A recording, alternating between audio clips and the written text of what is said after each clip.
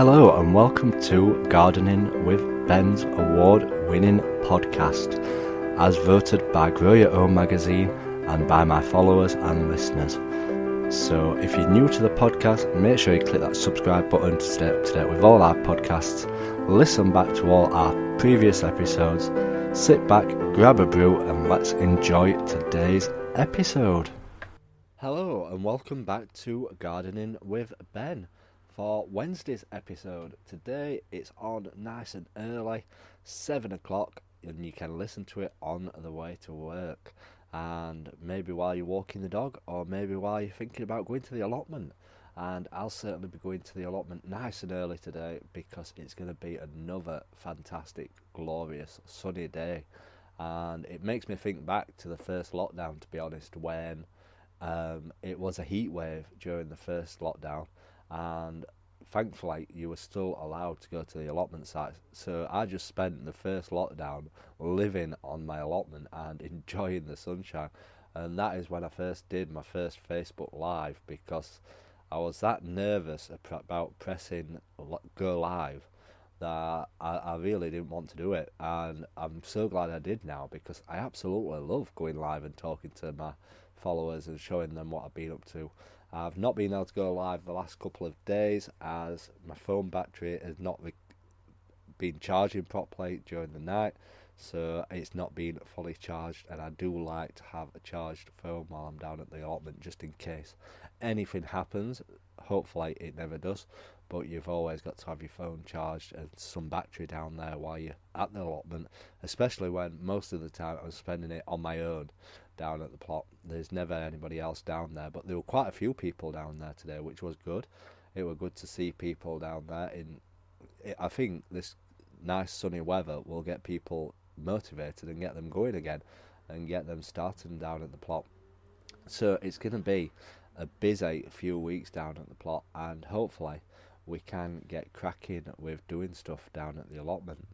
So what are we going to be doing down at the allotment today? The reason why I've recorded this podcast early and not after I've been at the plot is because my payment of my podcast channel is due today, and I've not got any money until payday, which is Friday, so there may be a few days when there's no podcasts.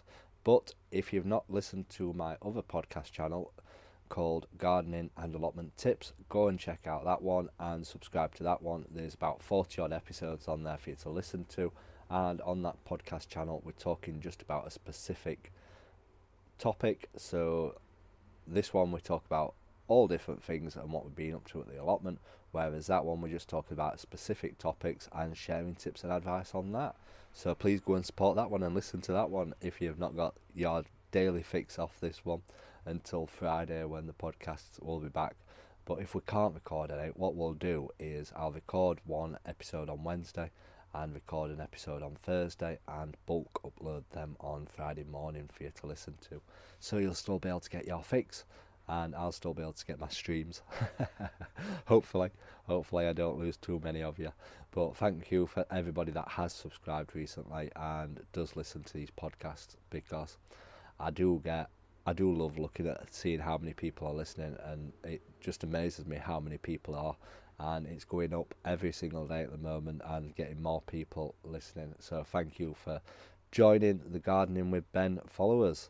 And if you've not clicked that subscribe button, do click that subscribe button and stay up to date with the podcast. So what are we doing today down at the allotment? Well, like I said, I'm back on night shift tonight, so I can't do anything too strenuous or I'll be absolutely shattered for work. But we have done most of the plot now. It's all dug over, it's all ready, it's all weeded, it's all ready for growing in May. Yes, the weeds will have grown back by May, but what I'll do is every week I'll just go around with a hoe and hoe all the beds and dig them all over and make sure that they're weed free. Now that I've got them all weed free and there's no roots in there what I can see, I can just easily keep digging it over and getting rid of all the roots and keeping it weed free. And the more I keep weeding it now up until May time when I'm planting, there won't be many weeds growing in it throughout summer. So doing it all now and doing all the hard work, getting all the roots out, will save you plenty of time later in the summer, and you can just concentrate on growing all the produce. And yeah, so today's job, I'm going to be doing some fencing down the side of my plot. I've got quite a few pallets what I've been given, and I'm going to use them as fencing down one side of the plot. It's an area that's overgrown really, so I just want to fence it off and make it look nice down the side of the plot. So we need to get that fencing up today, and then I need to find some rocks to go around my pond, as my pond is starting to come along now. I put that in my plot last week, and I found the pond. Somebody had chucked it, and I thought it must be cracked or something like that. So I left water in it for a week, and the water stayed in it, which was a good sign. So it means that it's perfect condition. So I got some frog spawn in it now, so the frog spawn's in there. So we just need to wait for all that to hatch and turn to tadpoles and get them growing and get them enjoying it. So we've got that to do, and I just need to put some rocks around it to make it look nicer, and then I need to look at getting some plants to put around it as well, just to give it that bit more attractiveness and make it look nice really. But yeah, I was showing it my neighbour yesterday, and he was really impressed with the pond, and he's excited for the frog spawn as well, because obviously the frogs will eat the slugs and keep the population down. Obviously they won't get every slug, but every little helps towards keeping the slug population down. If you're anything like me, you don't like the slugs whatsoever. And I was talking to him about the tip what I shared the other day, where I only water in the morning, not at night, because obviously if you water at the night, the ground is moist and wet, and that's when the slugs come out, and the slugs love wet conditions. So if you water at the night, you're encouraging the slugs to come to your plants. So you want to water early in the morning before the sun comes up. I usually in the summertime water possibly about 6:30, 7 o'clock in the morning, and it should last for the full day and keep it nice and moist underground, ready for your plants to drink during that hot sunlight. So yeah, that is what I usually do, and I've never had any issues with slugs on my plot, to be honest. The main problem I get on my plot is pigeons, and they'll attack anything, so I just net everything over to stop the pigeons, and that works a treat. And if you've not seen what I do in summertime with my netting, you'll be amazed. I spent £80 on a piece of netting, and it covers the full length of my plot, and I have it so it's above my head. I have chicken wire all the way down the edges so that the little birds can get in, and then I have netting over the top, which stops the pigeons from getting onto the plot and eating all the brassicas. Obviously you can net stuff over small beds, but you have to keep taking it off to weed around the plants and stuff like that. So I've put it over the top of my head so that I don't have to keep taking the netting off to weed, which is perfect. It works fantastic, and I've had this netting now for possibly 6 or 7 years, possibly longer to be honest, and I just keep putting it back up in the summer and take it down in the winter so that you don't get damaged from the snow, and it works like a treat down on the plot, and it's the best £80 that I've spent, and it saves anything getting eaten. Nothing gets eaten on my plot whatsoever. I managed to keep the birds off completely, and it works the best it can do. So we'll be doing that round the pond today, and my other major work to do is sorting all my paths out. I've created a new area up at the top where there's about 3 or 4 new beds, so I need to get all the new paths laid. I've got black membrane for them. I use black membrane on my paths to stop the weeds from coming down. Obviously it doesn't stop all the weeds, but it keeps them to a minimum, and it just shows where your paths are as well. I just use I don't use the black membrane pegs, what are quite expensive. I just purchase tent pegs where you get about 10 for £1, and I just use tent pegs to keep it down, and it works perfectly fine. And yeah, I'm going to be getting all the paths laid, and I've got a few beds to repair. So yeah, it's going to be a busy old morning tomorrow, and hopefully I get all them jobs done, and next week will be my main week of sowing all my seeds. I really can't wait for that. The first job first will be sowing all the flower seeds, as the vegetables will catch up, but the flowers need to get growing really fast. I'm a bit behind with some of those, and obviously the quicker we get them growing, the sooner they'll flower, and they'll flower for longer. So hopefully everything will come along fine and we'll get things growing well. And once I've sowed all my flower seeds, then I'll sow all my vegetable seeds, and it's going to be jam-packed in my greenhouse. It really is. I'm hoping that I've got enough seed trays. We may have to make our own seed trays, and to make our own seed trays, what I use are 4 litre milk cartons. I chop the tops off and put some holes in the bottom, and I use them for seed trays. They're perfectly fine, they work well, they do the job what they need to do, and yeah, they're free. Obviously you don't have to pay for them, and you're recycling at the end of the day. And obviously the first job in the morning will be doing all the watering, because I have been putting lots more raspberry canes down the side of my plot, which I've dug up where they shouldn't have been growing. I've moved them to down the side of my plot in my new fruit area, so we need to keep them watered so that they take root and they stay alive, because obviously during this hot weather they won't have rooted properly, so we need to keep them growing well and keep them alive. And I've tried taking some cuttings from the raspberries. What I've read is that you're meant to trim off the tops of the raspberry canes so that it helps them to bush out and they produce more fruit. Whether that's true or not is another thing, but I've read it, so I'm going with it. And I've trimmed the tops off, and some canes were really long, so I've trimmed them back to a decent height, and I've shoved the tops in to the ground to see if they take root. But you never know, they might do.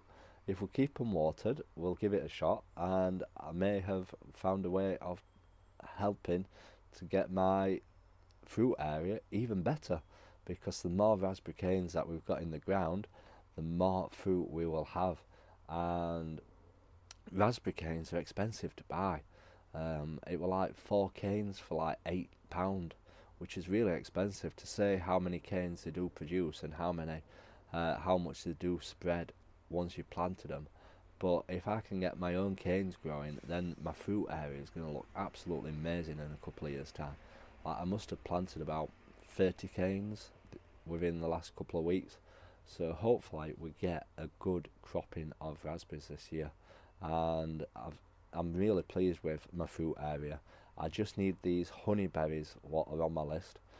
Roll on payday on Friday, and these will be getting ordered straight away, and we'll be hopefully getting them in the plot this year. Obviously I'm not expecting any fruit from them in the first few years, but we're going to get them, purchase them and get those planted in the plot and see how they get on.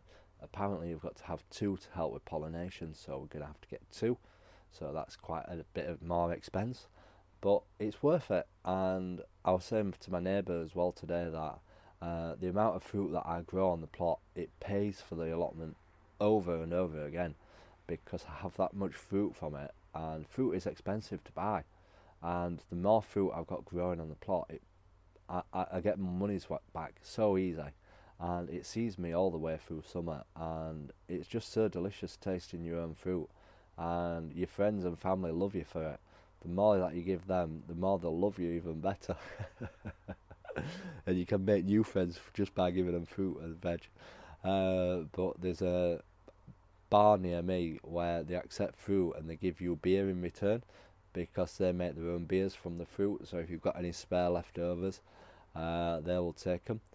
And also obviously there's charities out there. There's one called the Food Works in Sheffield, and they encourage every allotmenter to grow a row of vegetables just for them, so that they can help feed the homeless and people that can't afford to eat at the moment, which I think is a fantastic idea. So I'm going to be hopefully donating some fruit and veg towards them as well.